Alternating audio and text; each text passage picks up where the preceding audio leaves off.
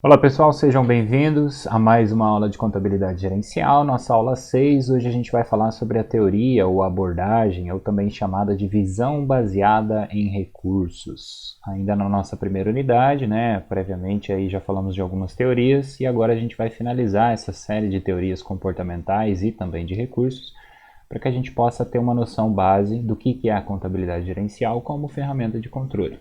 Bom, primeiro, a chamada visão baseada em recursos, ela vai considerar o quê? A empresa possui diferentes recursos, A gente chama isso de ativos tangíveis e intangíveis. Daqui a pouco a gente vai ver melhor o que são eles, que vão proporcionar então a sua continuidade e também o aspecto da competitividade ao longo do tempo.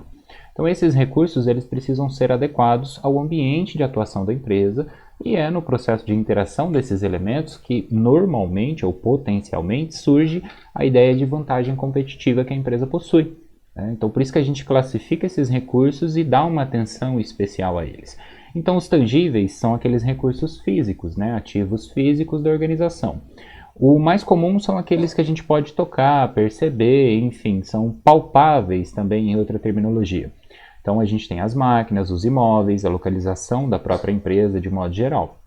E além disso existem os recursos intangíveis, ou também chamados por algumas literaturas de recursos humanos, que é a ideia ou o conhecimento que o ser humano possui. Esses recursos humanos vai além especificamente da mão de obra. A gente fala mão de obra, mas fala mão de obra qualificada, ou seja, aquela mão de obra especializada, que exige um treinamento, um conhecimento, enfim, aquela pessoa que já possui uma certa experiência. Então não confundir exatamente com mão de obra, mas sim com mão de obra qualificada. Aí eu trouxe aqui uma tabelinha para a gente poder tentar classificar de uma maneira mais simples, do lado esquerdo os tangíveis e do lado direito os intangíveis. Vamos primeiro nos físicos ou tangíveis, que fica mais fácil para a gente ter essa ideia. Então quando a empresa possui um ativo específico, um conjunto de bem ou direito, que é o que a contabilidade chama de ativo, que é apenas possuído pela empresa, ela precisa levar isso em consideração, ela precisa fazer um bom uso daquilo, Além disso, a gente pode ter a ideia também de uma localização industrial privilegiada, caso ela faça esse processo de produção. No caso do comércio, a lógica seria a mesma. A localização privilegiada facilita o acesso ao cliente, facilita operacionalizar o seu negócio. A organização propriamente dita, que é o aspecto da logística e etc. Então, não basta que você tenha maquinário, você precisa ter toda uma organização. Não adianta você, por exemplo, comprar um depósito a 7 quilômetros de onde você produz. Então você precisa transportar essa mercadoria se você produz ela, para deixar estocada. E aí não faria muito sentido. Então a ideia é observar esses recursos que estão à disposição. Tecnologia de produto inovadora é também citada porque muitas das vezes a empresa, como ela possui algum bem específico dela, trabalhado ali com todo um detalhamento, enfim, então se ela tem esse aspecto da inovação, a tecnologia por detrás daquele processo, daquele produto, precisa ser valorizada, não só no sentido monetário, contábil, mas num aspecto mais econômico, ou seja, ela vai precisar dar uma atenção e fazer um bom uso daquele recurso. E ainda, por fim, os equipamentos excepcionais de propriedade apenas da empresa. Seria ali, no caso, quando ela mesma constrói, por exemplo, um maquinário que ela faz uso, ou faz algumas adaptações que possuem ali um valor agregado, um valor atribuído e específico para ela conseguir obter o seu resultado no processo de produção. O mesmo pode acontecer também nos outros setores, não só na indústria. É mais citado porque normalmente são as empresas de grande porte, e dentro dessa realidade é onde se usa muito mais a contabilidade gerencial. Mas eu quero que vocês tentem sempre aplicar ela para um contexto também de micro e pequena empresa. E aí, por outro lado, na contrapartida, existirão recursos intangíveis, onde a gente também chama de recursos humanos.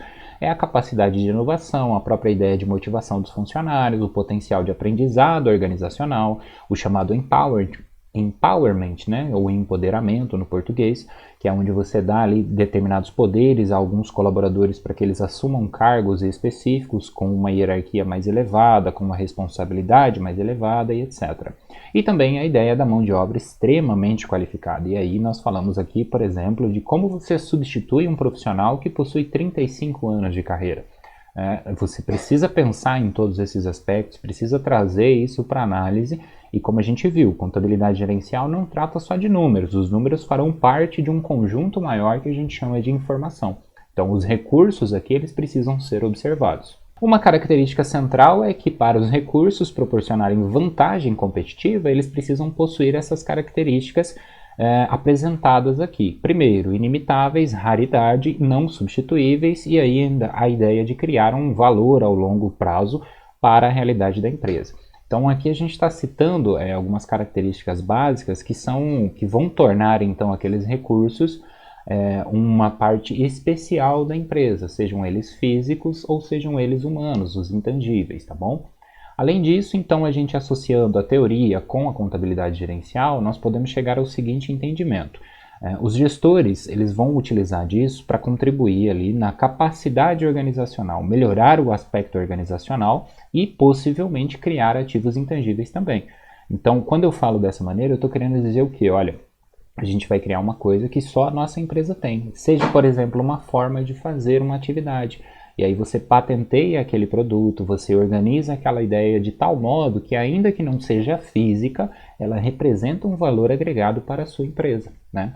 E a contabilidade ela vai observar primeiro esses recursos físicos e já intangíveis também, os não físicos à disposição, potencializando essa organização de modo que a empresa seja capaz de gerar valor, né? Gerar um novo produto para o mercado, atender uma nova necessidade, etc. Tá? Eu trouxe aqui algumas questões rápidas para a gente refletir, né, que poderiam ser explicadas então utilizando essa teoria. A primeira, como a utilização de informações do orçamento pode contribuir para o aumento ou a redução do conhecimento organizacional. Então vamos lá, a gente tem uma empresa, ela já tem o seu organograma, já tem a sua descrição das atividades, de todas as funções, dos cargos. E aí a gente estabelece um processo de orçamento para tentar organizar essa parte financeira também. Estamos trabalhando com isso há algum tempo, surgiram algumas informações, a gente já pode fazer algumas análises. Beleza. Então agora como é que a gente vai então observar aquele orçamento e a partir dessa informação criar uma nova realidade? Por exemplo, eu olho lá um departamento e eu tenho 3 colaboradores. Eu não vou simplesmente destacar por número de colaborador. Eu vou precisar conhecer a realidade por detrás daquele departamento para saber se às vezes aquele departamento seja um departamento de pesquisa. Então, se eu tenho 3 pesquisadores, pode ser interessante, dependendo aí, sempre existirão variáveis, mas pode ser mais interessante despender um pouco mais de recurso ali, de investir naquele departamento, para que a empresa possa criar um ativo intangível, né? Um produto seu, uma ideia sua, uma patente sua. Às vezes também pode acontecer o contrário. Então, de modo geral, o conhecimento organizacional é isso. É entender como está organizada a empresa e observar o que cada um produz, né? Não só de bens físicos, mas também, como a gente viu, dos bens intangíveis. A outra questão é em que medida a utilização de informações não estruturadas por parte da alta gestão pode levar a um desempenho superior. Então vamos lá. Em que ponto ou de onde eu extraio informações que não vêm ali necessariamente de uma demonstração contábil, né? Elas não estão estruturadas por parte dessa alta gestão, mas vão levar a um desempenho superior. Mais uma vez, o departamento de pesquisa. Então, eu posso ter ali um departamento onde uma pessoa está buscando inovar no mercado, outra pessoa está cuidando daquilo que a gente chama, por exemplo, de pós-atendimento, para perceber ali quais são as falhas no processo operacional, ou a qualidade do atendimento propriamente dita. E aí, com tudo isso compilado, mesmo que a gente não extraia essa informação de uma DRE ou de um balanço, a gente precisa usar isso junto com as informações contábeis. Ou seja, eu vou basear toda a minha gestão em recursos. E esses recursos, com as suas classificações, com os seus propósitos, precisam ter as características que a gente viu, de modo que a minha empresa, a empresa que eu faço a gestão, seja única dentro do mercado que eu estou inserido. Né? Aí a gente começa fazendo isso de dentro para fora. Em resumo, se eu estou numa microempresa nesse momento, eu preciso trabalhar com aquela concorrência microempresa, mas ao mesmo tempo com um pezinho já na empresa de pequeno porte, que é um pouquinho maior. Né? Os concorrentes que já são maiores, vou me espelhando neles, vou observando o que eles não atendem, vou puxando ali nichos de mercado e tudo mais. E adaptando aquilo que eu tenho à minha disposição, seja uma localização privilegiada, seja o conhecimento operacional por parte de um colaborador e assim sucessivamente. Então, com essas adaptações, a contabilidade gerencial vai fazer esse processo de adaptação para criar finalmente então esse ativo intangível, que é literalmente a marca da minha empresa, que é aquilo que a gente às vezes não toca, mas sabe que tem valor. Tá? Então existem vários outros exemplos, mas aqui é só para simplificar e aplicar de uma maneira mais prática, né? Então, em dias atuais, a discussão ela fica direcionada justamente para passar esse aspecto da criação de patentes e marcas, tentando ali, na verdade, identificar a geração de valor das empresas, né?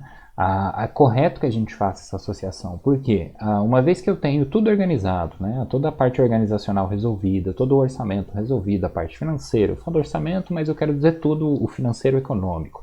E aí a gente começa a dar atenção devidamente a informações ou a resultados que não são necessariamente físicos. Então, por exemplo, o nível de satisfação da minha clientela, a capacidade de recomendação. Às vezes a gente é atendido por uma grande empresa, uma grande marca, e recebe lá um feedback e pede-se, né, que faça um feedback imediato. De onde é que veio aquela ideia? Veio justamente dali. Olha, a gente tem uma oportunidade de fazer uma pesquisa de mercado toda vez que um cliente liga para reclamar. Então vamos colocar no final ali do atendimento a hipótese, né, ou a avaliação.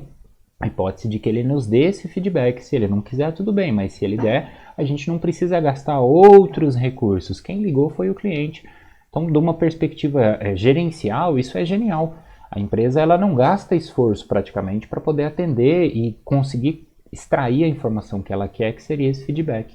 E é só um exemplo, a gente pode fazer isso para muitas outras coisas, só que às vezes, né, a gente pensa que contabilidade ou que gestão está muito ligada a números e a itens físicos, por isso que essa teoria ela faz questão de explicar que recursos podem ser físicos e também os não físicos. Então, quando a gente dá atenção aos dois juntos e traz a partir dessa visão a aplicabilidade das técnicas, a gente vai construir resultado ou também, em outras palavras, gerar valor para a nossa empresa.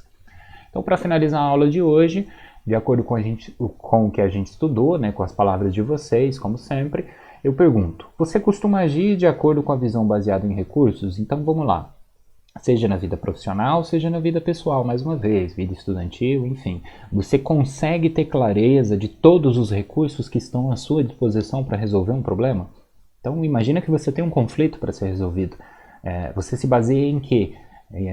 Você tem essa noção de que tudo isso está à sua disposição de fato? Ou ainda a sua visão está um pouco limitada, você nunca parou para pensar? Mais uma vez, aquele exercício. Se a gente não fizer dentro da nossa própria vida, né, tiver adotado essa teoria, a gente não vai conseguir aplicar isso no momento que tiver no comando de uma empresa, na gestão de uma empresa. E isso vale tanto para o pessoal da contabilidade quanto para quem está na área de administração. Não adianta querer aplicar uma técnica e na prática não conseguir fazer isso, porque pessoalmente eu já não tenho essa capacidade. E por fim, de acordo com o perfil profissional, qual o recurso que você oferece, né, para proporcionar aí uma vantagem competitiva. Então, se você não está trabalhando, pensa no seu currículo. Você quer um emprego, você vai trabalhar. Então, está lá na entrevista de emprego, a pessoa vai te fazer essa pergunta. Que recurso que você traz para a minha empresa que eu já não tenho? Ou que vai agregar ali dentro da competitividade de mercado que a gente tem? Então, você pode responder, olha, eu falo bem em público. Eu posso ser a representação da sua empresa nas questões públicas. Eu sou uma pessoa que é muito boa em organizar, dar ordem alfabética por cor, categorizar. Eu tenho essa qualidade em mim. E aí vejam, e esse recurso está lá. Só que se ele permanece inativo, ele é inútil, né? Então, ativar um recurso ou ativo, como a gente fala na contabilidade, é literalmente isso, algo que está em movimento. Tá? Então a gente costuma associar muito lá da contabilidade geral, né? Onde a gente falava de bens, direitos e obrigações, mas bens e direitos a gente quer dizer bens e direitos colocados para uso. Então de nada adianta você ser a pessoa mais inteligente do mundo e ficar sentado aí na sua casa sem compartilhar isso com o mundo. Isso não te dá nenhuma vantagem competitiva e não dá nenhuma vantagem competitiva para a empresa que você trabalha se você não coloca tudo isso para fora. E é claro que aí a gente precisa melhorar, né, a cada dia como profissionais. Mas então essa visão baseada em recursos ou abordagem baseada em recursos, como eu coloquei, é literalmente isso, observar tudo que a gente tem à disposição e fazer um bom uso de modo que o resultado final gere valor para a nossa empresa. Se não gerar imediatamente, isso pode acontecer também a longo prazo. O mesmo pode acontecer dentro da carreira pessoal, né? Da carreira profissional pessoal, digamos assim, para um único indivíduo. Então, prestem bem atenção nas suas qualidades, né? Cuidem disso, incentivem aí uma reflexão para que vocês possam ver onde é que vocês são bons, onde é que vocês estão ali deixando a desejar. E quem sabe, né, para quem busca um emprego, alcançar o sonhado emprego, e para quem já está aí uma promoção, uma oportunidade de exercer novas funções com mais atribuição, com mais responsabilidade e, consequentemente, com melhores salários. Né? Realmente exercer essa profissão da administração como um todo. Então, essa é a aula de hoje. Obrigado pela atenção de vocês. Vejo vocês no nosso próximo encontro na sexta-feira. Fico à disposição. Qualquer dúvida, é só mandar um e-mail, mandar uma mensagem, como sempre. Obrigado, bons estudos e até a próxima.